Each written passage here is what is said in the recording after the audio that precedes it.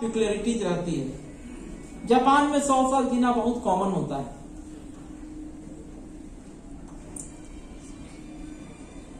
तो autophagy term उसने coin किया और ऑटोफेगी में देखा कि ऑटोफेगी से कैंसर कम होता है। ऑटोफेगी की फिजियोलॉजी से, ऑटो मीन्स खुद होता है, फेगी मीन्स खाना होता है, खुद को खाना। तो जब हम फास्टिंग के फेज में जाते हैं तो बॉडी में जितना वेस्ट मटेरियल है, बॉडी को तो एनर्जी चाहिए, बॉडी में जितना वेस्ट मटेरियल है वो वेस्ट मटेरियल डाइजेस्ट होता है। बॉडी को एनर्जी चाहिए, ब्रेन को चाहिए, किडनी को चाहिए, लेबर को चाहिए। आप दिवाली में देखे ही, आप अपने ईद में घर का सफाई करते होंगे तो घर नेक्स्ट डे बहुत हल्का हल्का लगता है। जितना कचरा रहता है उसको हम बाहर फेंक देते हैं। साल भर जो हम परचेज करके घर में कचरा, तो उसी तरह जितने हमारे सेल्स के अंदर, कोशिका के अंदर जो टूटे हुए पार्ट्स रहते हैं बॉडी उसको, तो आज के डेट में हम फास्टिंग नहीं करते हैं। बहुत कम लोग फास्टिंग करते हैं, या स्ट्रिक्टली फास्टिंग, या फास्टिंग के बाद क्या क्या भोजन होना चाहिए। तो जब फास्टिंग के फेज में जाते हैं तो ये ऑटोफेगी एक्टिवेट होता है और जितने डैमेज्ड पार्टिकल्स रहता है उसको शरीर डाइजेस्ट करके अपना एनर्जी लेता है। लेकिन हमने फास्टिंग को छोड़ दिया है तो साल 20, 25 साल, 30 साल में ये जमा होकर गठिया का रोग, डायबिटीज का रोग, किडनी का रोग, ब्लड प्रेशर का रोग और कैंसर को। तो इस साइंटिस्ट ने इस डॉट को कनेक्ट किया कि जितने भी रिलीजन्स है, चाहे वो हमारे हिंदू रिलीजन हो, इस्लाम का धर्म हो, क्रिश्चियन हो, सब में फास्टिंग को तवज्जो दिया गया है। इसके पीछे एक कारण है और इसने डॉट्स को कनेक्ट किया। तो कैंसर का जो आज इतना बढ़ गया है, तो एक तो हम लोग अपने खान पान जो बोलते हैं, या ब्लड प्रेशर, डायबिटीज को इंडिया का वर्ल्ड कैपिटल बोला जाता है। और डायबिटीज किसी को होता है तो सोचते हैं कि इसके साथ जीना है, ब्लड प्रेशर होता है तो सोचते हैं इसके साथ जीना है। तो ये हमारा जो लाइफ स्टाइल है, जो हमारे जो जितने भी पुराने पद्धति है, इसमें लाइफ स्टाइल पे स्ट्रेस दिया गया है। आप एक टाइम का खाना छोड़ दीजिए, नाश्ता, लंच या डिनर, तीनों में से एक छोड़ दीजिए। देखिएगा कि जो क्रॉनिक डिजीज है, कोई जो गठिया का मरीज है उसका देखिएगा कि गठिया उसका बहुत आराम हो गया है। ब्लड प्रेशर का मेडिसिन, ब्लड प्रेशर की दवाइयां कम जाएगी। शुगर का मेडिसिन का, शुगर की दवाइयां कम जाएगी। आज हम जरूरत से ज्यादा खाना खाते हैं, तो जरूरत से ज्यादा खाना खाते हैं और खुश रहते हैं कि हमें शुगर नहीं है, हम खा सकते हैं। ये आपका खुशी नहीं है, ये आपको सडन हार्ट अटैक की तरफ ले जा रहा है। मैं थोड़ा कैंसर से हट के बोल रहा हूं, कैंसर पे मैं 2-3 बार आप लोग को बोल चुका हूं। ये सडन हार्ट अटैक, सुनते होंगे कि जिम कर रहा था, अच्छा खासा बॉडी बिल्डर था, सडन हार्ट अटैक से मर गया जिम में ही।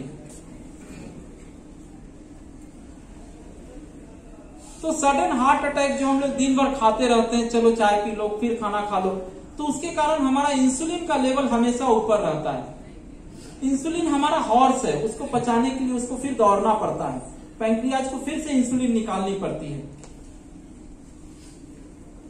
इसमें हम कैंसर को भी लाएंगे, जो बार बार खाने से क्या होता है। तो इंसुलिन का लेवल आपका नॉर्मली इतना रहना चाहिए, नॉर्मली इतना रहता है। वो इंसुलिन का लेवल आपके शुगर को नीचे रखे हुए और आप खुश हैं, अभी आप डायबिटीज नहीं है। Insulin is a growth hormone, वो आपके कोरोनरी एबनॉर्मल जगह पे ग्रोथ करता है, आपके कोरोनरीज में ग्रोथ करेगा, तो इससे आपको मायोकार्डियल इंफ्राक्शन होता है। आपके प्रोस्टेट में ग्रोथ करेगा, ब्रेस्ट की टिश्यूज में ग्रोथ करेगा, तो ब्रेस्ट कैंसर, प्रोस्टेट की कैंसर हो सकती है।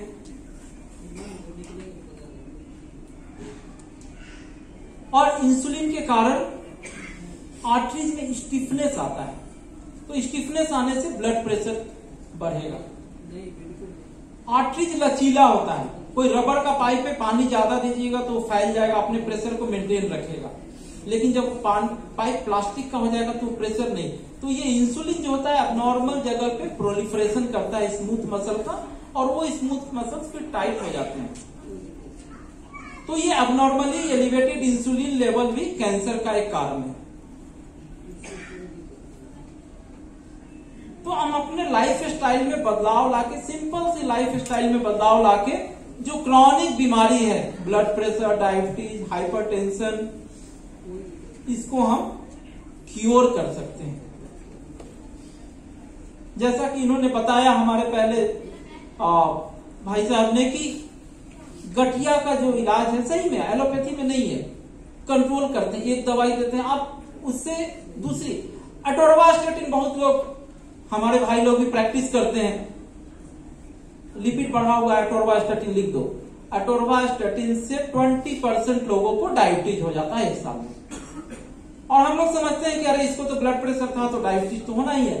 साहब आपने एटोरवास्टेटिन लिख के इसको डायबिटीज का मरीज बना दिया है।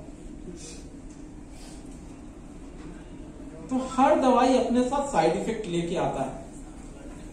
तो उसी तरह रिमेटॉइड अर्थराइटिस में जो दवाइयां हैं उनसे किडनी तो जाना ही है। 20 साल तक उसको रिमेटॉइड अर्थराइटिस का दवाई देखिए उसका किडनी उड़ना है।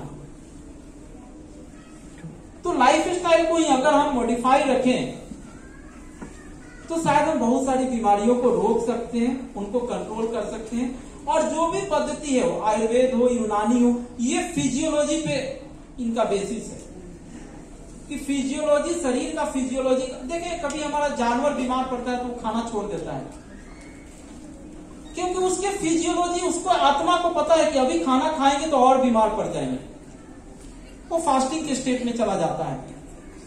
लेकिन हमारा मरीज बीमार पड़ता है तो हम जबरदस्ती उसको और ठूस ठूस के खिलाते हैं। ये आयुर्वेद और यूनानी में नहीं है। जब बीमार पड़ता है तो उसको रेस्ट के फेज में जाना है, उसके सारे सिस्टम को जो पार्ट डैमेज है उधर जाना है, फ्लूइड्स की मात्रा को मेंटेन रखना है, लेकिन फूड्स को रिस्ट्रिक्ट करना चाहिए। इस